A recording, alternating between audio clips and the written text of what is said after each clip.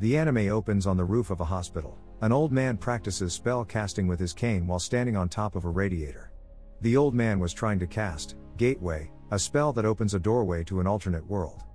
The nurse scolds the old man as she simply saw him waving his walking stick on the restricted rooftop. The scene skips to a high school gymnasium where star basketball player Haru scores a basket. As he rejoices and celebrates, his wheelchair-bound friend Yu watches from the sidelines and keeps track of the score. After school, Yu meets up with Haru and the two talk about the basketball game. They are soon joined by Katona, their classmate, and she joins the conversation cheerfully. Katona is special to both the boys, but she is Haru's girlfriend. Yu returns home after realizing the crepe shop they were planning to go to is up a steep set of stairs. He's greeted by his sister, Saki, who is seen watering the flowers in the florist shop attached to their house. Yu goes to his room and realizes his jealousy towards Haru and Katona's relationship. Meanwhile, Haru and Katona are walking home together after coming from the crepe shop. As they walk, Katona notes that she feels bad for taking a route that made them exclude Yu. After separating, Katona walks home down a back alley. She's tailed by the black hooded man. Fearful for her life, Katona contacts Yu and begs him for help since Haru wouldn't answer his phone. With the help of his sister Saki, Yu is driven to Katona's location. Meanwhile, Haru is seen shopping for Katona's birthday. At Yu's request, he's dropped off at a bookstore and he asks Saki to continue trying to contact Haru.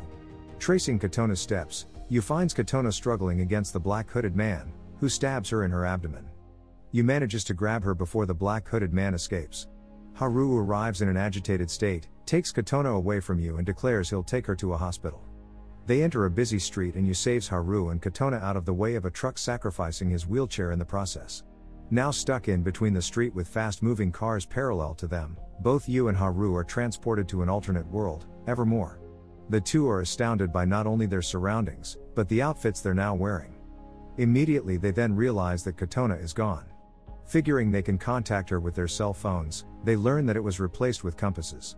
Once the two start attracting attention from the townspeople, Yu then suggests they move. He then gets up and starts walking away. As the two walk down the streets of the town, they both speculate where they are and what kind of town they're in. Ultimately, Yu theorizes they're in another world. In a pub, they decided to ask about Katona. The barkeep lady joins in after hearing Katona's age is the same as Princess Astrid and directs the boys' attention to a poster of Astrid, which astonishes the boys because she looks like Katona. After learning of Astrid's location, Yu and Haru quickly head to the castle but are stopped by the castle guard stationed by the gate. Inside the castle, Knight Captain Bertha visits Princess Astrid's room. In the room, King Fidelius, Chancellor Nuss, Army Leader Barton, and the Princess Fairy Caretaker Donpa all stay by Astrid's bedside. Bertha is briefed on Astrid's condition by Barton. The king then notes how even the healers of the kingdom cannot dispel a curse laid on the unconscious and bedridden princess. Back outside the castle gates, Haru and Yu manage to infiltrate the castle by hiding in a luggage wagon of Master Zelok's order. Once inside the castle, the two boys quickly get out of the vases and secretly watch Master Zelok's order perform the curse exorcism. It, however, fails and kills the people of Master Zelok's order. Shocked by this event, the king is escorted out of Astrid's room, leaving both Yu and Haru alone there. The two then check on Astrid and finds a transparent dagger. Yu then grabs the dagger and tries to draw it from Astrid's chest. At that moment, Bertha barges into the room, but by then Yu manages to fully draw the sword out of Astrid's chest, healing her. Afterwards, Yu and Haru are interrogated by Barton in the throne room. Bertha corroborates the deed done by the two boys and thus proposes to King Fidelius that the two be rewarded for their efforts. Fidelius agrees with the proposal, and that evening the boys are escorted to the town by Bertha and her soldiers. Back at the pub, the boys are treated to dinner by Bauer and his two friends.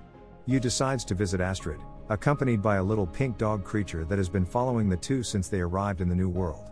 On the castle compound, Yu heads to Princess Astrid's room. The two then go for a stroll while talking with each other and ride an airship to a place known as the Lake of Purity. After the ritual, Yu and the princess talk about Katona, the world Yu and Haru are from, and about Katona's lamentations. After this, the two jump into the lake and have fun time with each other. Back at the castle, Nuss discusses matters involving Yu and Haru with King Fidelius. Nuss believes the two are associated with a group known as the Black Banner. The following day, the boys are invited to gauge their swordplay capabilities by facing off against a group of swordsmen in a mock battle. The princess, however, is against it, as Yu and Haru continue to struggle against their opponents. After some struggle, they manage to win the mock battle, confirming the accusation of being conspirators with the Black Banner. Figuring their only way out of the situation is to return to their original world, Haru and you jump toward the flame behind the king and are transported back to their world. They learn from her that a drowsy truck driver caused an accident that caused a bus to crash and killed several people in the process. The people that were killed look strangely like the men that performed the failed curse lifting ritual.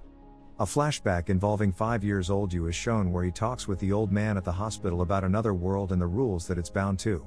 Yu believes the entire experience was real, and when they saved Princess Astrid, they, in turn, saved Katona. Later that day Yu visits to find the old man. The nurse there informs him that he's disappeared, but Yu believes he's in the other world. Katona reveals that she has a malignant tumor and has 3 months to live. Yu proposes they return to the other world to save Princess Astrid so that Katona's fate will be changed.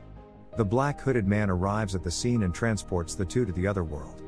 They are separated in the other world, and Haru, who arrived at a castle ruin area, listens to Galeroth about how the number of people in that world is predetermined. If one life that was destined to die in the other world is spared, the corresponding life in this world will die. This indicated that for Katona to survive, Astrid had to die. Meanwhile, Yu is in the castle and captured by the king. Bertha then arrives and warns that the Black Banner army is making a move. Also, Haru is a part of the uprising, as well as he is dressed in Black Banner-clad armor and is planning to kill Princess Astrid. Yu, who denies that his tormented friend is really part of the Black Banner group, is given a chance by Nis. You must kill Haru as a symbol of obedience to the king. Now dressed in a suit of armor, Yu is approached by Astrid. She gives you a magical dagger. The Black Banner army arrives in Evermore's lands. Haru and Galeroth arrive in the town square and Haru heads toward the castle. Meanwhile, upon seeing Haru's arrival at the castle, Yu goes to confront his former friend. Haru notices that his power has been greatly amplified due to the Black Banner armor that he wears. During the fight, a flashback involving the two when they were friends is shown, where Yu saves Haru from a mean dog and the two then become friends. Yu awakens back in his world and sees on a news broadcast that a fire has broken out in the Grand Angel Hotel.